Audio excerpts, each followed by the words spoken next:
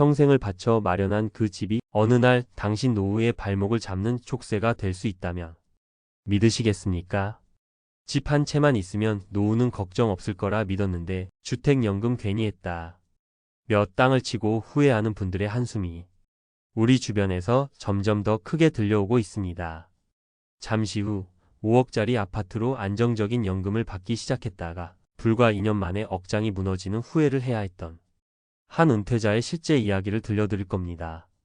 그의 선택이 왜 엇갈렸는지, 그리고 우리는 무엇을 놓치고 있는지 오늘 그 본질을 낱낱이 파헤쳐 보겠습니다. 3년 전 은퇴 후 고정 수입이 딱 끊긴 박상현 씨는 밤잠을 설치는 날이 많았습니다. 당시 언론에서는 연일 부동산 시장이 주춤하고 앞으로 집값이 더 떨어질 수 있다는 전망을 쏟아냈습니다. 불안한 마음에 아내와 몇 날 며칠을 상의한 끝에 그는 당시 시세 5억 원이던 아파트로 주택연금에 가입하기로 큰 결심을 내렸습니다.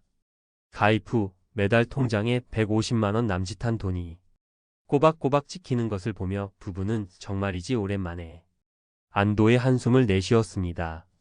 박상현 씨는 아내에게 이제 우리 자식들한테 아쉬운 소리 안 해도 되겠소 라며 웃어 보였습니다. 이웃들을 만날 때마다 자식들에게 손 벌리지 않고 안정적으로 생활할 수 있다며 주택연금의 장점을 알리는 전도사를 자처하기도 했습니다. 처음 1, 2년은 정말 행복했습니다. 하지만 그 평화는 오래가지 못했습니다. 정부의 부동산 정책이 바뀌고 시장 분위기가 급변하면서 박상현 씨가 사는 동네의 아파트 값이 무섭게 치솟기 시작했습니다. 불과 2년 만에 그의 아파트는 10억 원을 훌쩍 넘어섰습니다. 바로 옆 동에 살던 오랜 친구는 집을 팔아 수억 원의 시세 차익을 챙기고 자식들의 도움까지 받아 번듯한 신축 아파트로 이사 갔다는 소식이 들려왔습니다. 그날부터였습니다. TV 뉴스에서 부동산 소식만 나와도 가슴이 답답해지고 아내의 한숨 소리가 부쩍 늘었습니다. 10억이 넘는 집에 살고 있으면서도 그들 부부가 손에 쥐는 돈은 3년 전 5억 원을 기준으로 책정된 150만 원이 전부였습니다. 무섭게 오르는 물가에 연금의 실질 가치는 하루가 다르게 줄어드는 것만 같아 마음은 점점 더 조급해졌습니다. 박상현 씨의 한숨, 그 속에는 두 가지의 뼈아픈 후회가 담겨 있었습니다. 첫 번째 후회의 본질은 눈앞에서 놓쳐버린 수억 원이 기회비용입니다.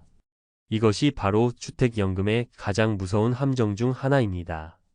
한 전문가의 분석에 따르면 주택연금은 가입 시점이 주택 가격을 기준으로 월 지급액이 평생 고정됩니다.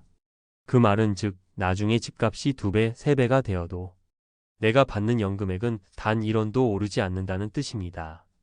만약 연금에 가입하지 않고 집을 가지고 있었다면 혹은 적절한 시점에 매도했다면 얻을 수 있었던 그 막대한 시세 차익을 고스란히 포기해야 하는 것입니다. 두 번째 후회는 예상치 못했던 가족 갈등이라는 숨겨진 뇌관이었습니다. 명절에 모인 자녀들이 조심스럽게 입을 열었습니다.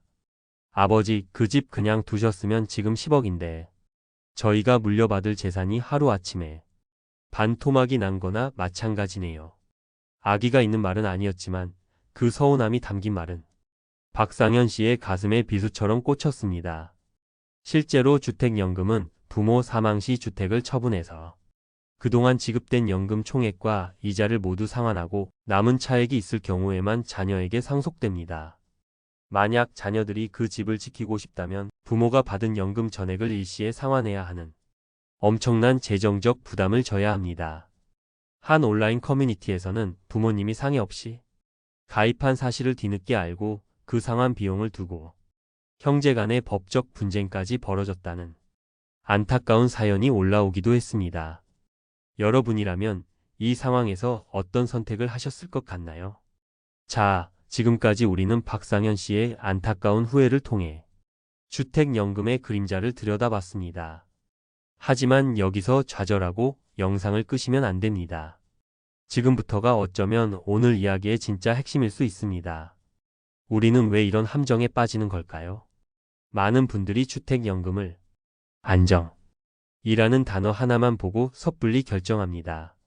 당장 눈앞의 현금 흐름에만 집중하다 보니 미래의 집값 상승 가능성이나 물가 상승으로 인한 화폐 가치 하락, 그리고 자녀에게 미칠 상속 문제와 같은 복잡한 변수까지는 깊이 생각하지 못하는 경우가 많습니다. 가장 큰 오해는 주택연금은 국가가 주는 복지 혜택이 아니라 내 집을 담보로 미래의 가치를 현재로 당겨 쓰는 엄연한 금융상품, 즉 영모기지론 이라는 사실을 간과하는 것입니다. 따라서 반드시 득과 실을 냉정하게 따져봐야 합니다. 다행히 이러한 기존 제도의 한계를 보완하려는 움직임도 나타나고 있습니다. 최근 한 보도에 따르면 금융위원회는 기존 공시가격 12억 원 초과 주택 보유자는 가입할 수 없었던 문제를 해결하기 위해 민간주택연금을 혁신 금융 서비스로 지정했습니다. 예를 들어 공시가격 20억 원의 주택을 가진 70세라면 월 300만 원 이상의 연금을 받을 수 있을 것으로 예상된다고 합니다. 이는 기존 제도의 한계로 고민하던 분들에게 새로운 선택지가 될 수 있다는 긍정적인 신호입니다. 그렇다면 우리는 어떻게 해야 후회 없는 선택을 할 수 있을까요? 제가 오늘 4가지 필수 체크리스트를 제안해 드립니다. 첫째, 시장의 흐름을 읽으셔야 합니다. 관련 통계를 보면 주택연금 신규 가입은 집값 상승 기대가 커질 때 줄어들고 하락 기대가 커질 때 늘어나는 경향을 뚜렷하게 보입니다. 즉, 집값이 오를 것 같은 시기에는 매도나 다른 자산 활용을 신중히 고민해 보시고 하락기나 장기 침체기에 안정적인 현금 흐름 확보 수단으로 고려하는 것이 현명한 전략일 수 있습니다. 둘째, 반드시 가족회의를 거쳐야 합니다. 내 집 내 마음대로 하는데 무슨 상관이냐 는 생각은 정말 위험합니다. 주택은 단순한 재산을 넘어 가족의 역사가 담긴 공간이자 자녀들의 미래와 연결된 자산입니다. 가입 전에 자녀들과 투명하게 상의하고 동의를 구하는 과정은 훗날 벌어질 더 큰 가족 갈등을 막는 가장 중요한 예방주사입니다. 셋째, 연금이 실질 가치를 반드시 계산해 봐야 합니다. 지금 받는 월 150만 원, 정말 20년 뒤에도 지금과 같은 가치를 할까요? 전문가들은 연평균 물가 상승률을 2%만 가정해도 20년 뒤 그 돈의 실제 가치는 현재의 절반 수준인 약 110만 원 정도로 떨어질 수 있다고 경고합니다. 주택연금 하나만 믿기보다는 국민연금이나 개인연금 등 다른 소득원과 함께 노후 포트폴리오를 종합적으로 설계해야 합니다. 마지막 넷째, 건강보험료라는 숨겨진 복병을 확인해야 합니다. 주택연금에 가입해도 집의 소유권은 여전히 나에게 있기 때문에 재산세와 함께 지역가입자 건강보험료가 계속해서 부과됩니다. 매달 받는 연금액에서 이 비용들을 제외하고 실제 내 손에 쥐는 돈이 얼마인지 반드시 꼼꼼하게 계산해 보셔야 합니다.